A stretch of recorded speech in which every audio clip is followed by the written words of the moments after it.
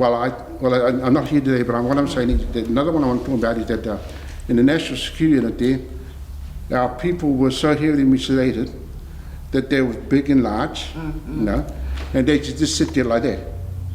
And a fellow named Napi Waka from down Te Arawa, Napi, but this guy came in, and he could have been anyone, but he came in here and he trained them in Kapa Haka.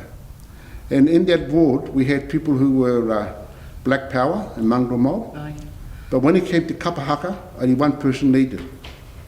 And unfortunately, the Pākehā people were scared because all of a sudden these Māori, large Māori guys jumped up, and Samoan boys and Island boys jumped up, and their stomachs were rattling, you know, the ihi where he was up, they're going to do the thing there, and it was actually eventually banned. But what it did, it brought this group of people together under one umbrella, and was about their own whakamanatanga for themselves. So that was just one of the very beginning of Kapa Haka for Māori.